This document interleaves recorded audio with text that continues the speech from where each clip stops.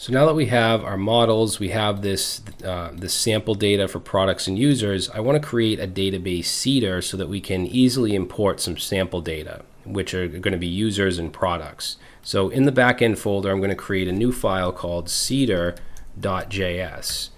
And this isn't going to be like part of our application in any way. It's a separate script that we can run to import data. So we need to bring everything in separately. So let's bring in Mongoose, because we're going to need to use our Mongoose models.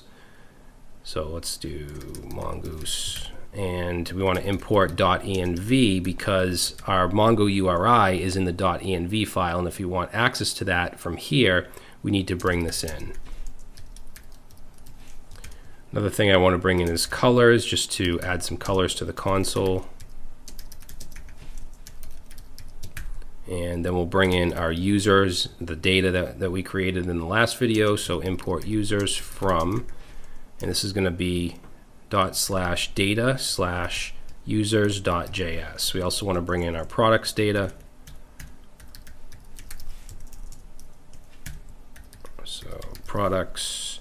Now we want to bring in all three user models. So let's say import user from, and it's going to be ./models/user_model.js, and we're going to bring that down twice because we also want our product model. So product and order should be our order model. Now we're not actually creating any orders with this seeder, but I want the ability to destroy all users, products, and orders. So we do need the model to remove data.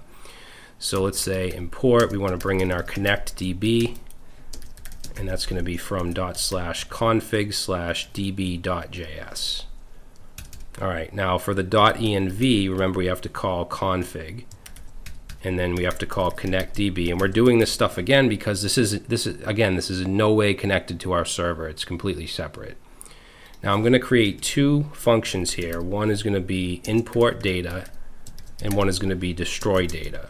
Now this is going to be asynchronous because we're dealing with the database, we're dealing with Mongoose, so everything returns a promise. Now the first thing I want to do, I want to have a try catch, and the first thing I want to do is clear all three collections out completely.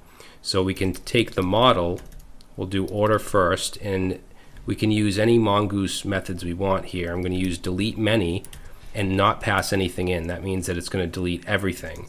Now this returns a promise, so we do have to add a wait in front of it. And then we're going to do the same for products. So, whoops, what am I doing? We don't want to do that. We want to change this to product. And here we'll use the user model and delete many. So that's going to clear all of those, because I don't want to import anything with stuff already in the database. So it's going to completely wipe it out. Now we're going to import the users, so we can say await, take the user model, and then insert many and pass in users, which is the data that we're getting from up here. So we're passing this in, users, into this. Now we have a connection between products and users, and I want the admin user to be the object ID for all the products. We only have one admin, so we want that admin to be connected.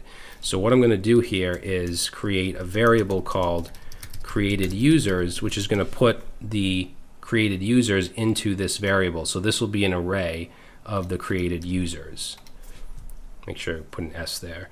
And then I want to get the admin user from that array. So let's say const admin user, and we're going to set that to created users, which is an array. We want the first item, so 0, and we want the _ID field. Okay, now I put 0 in here. It's going to be the first item because it's the first item in this user's JS. Okay, so it's going to be this user. Now that gets put into that variable. So now for the products, I'm going to create a variable called sample products, and let's set this to the products that we brought in, and I'm going to map through this and add the admin user to each one. So the way we can do that is in map we add, we'll say for each product, I want to then return an object with all of the stuff that's in the product already. So I'm going to use the spread operator, which will spread across all of the data that's already there. In addition to that, I want to add to the user field the admin user that I pulled from here. Okay, so hopefully that makes sense. It's just going to be products, but with the addition of the user of the admin user. Now we haven't done anything in the database yet. This is just going to be stored in this sample products. So now we want to call await, take the product model and say insert many, just like we did above with users, and pass in the sample products, which is going to be all the product data, including the admin user. Now once we do that, we're going to just console log, and I'm going to log data imported, and let's just add on here, we'll say .green .inverse, so we use colors here. And then let's do process. We just want to exit from the process, and if there's something goes wrong here, we'll do a console error, and let's pass in here, we'll pass in whatever that error is, and let's make it red and inverse. And then here we just want to exit, process.exit, but we want to exit with failure, so I'll pass in a 1. So that's import product, our import data. Let's copy this and create another function, and this one is going to be destroy data. And all I want this to do is this, just get rid of everything. So we can get rid of these lines, just keep the console log, and let's change it to data destroyed, and we'll make this red. Process exit, this can stay the same. Now, the way we're going to be able to call this is with node backend / seeder. And what I want to do is have that do the import, and if I want to destroy the data, I want to add a -d. Now, to get this value here, we have this process.argv, which is an array, and the to index is going to be whatever's passed in here. So we can check that. We can say if this, if that is equal to -d, then we know we want to destroy the data. So we'll call that else. So if that's not passed in, then we want to call import data. All right, now I could run this, but instead of having to do that, let's add an npm script. So under package.json, let's go right here and say data:import, and let's set that to node backend / seeder, and then I'll copy that down, and this one is going to add the -d, and this is going to be data destroy. Okay, so we should be ready to try this out. I have Compass open, and you can see I just have an empty products collection. So I'm going to go down here and run npm run data:import. So we get data imported. Let's check it out. We'll go back to Compass. Now to refresh this, you can go up to View and then Reload Data.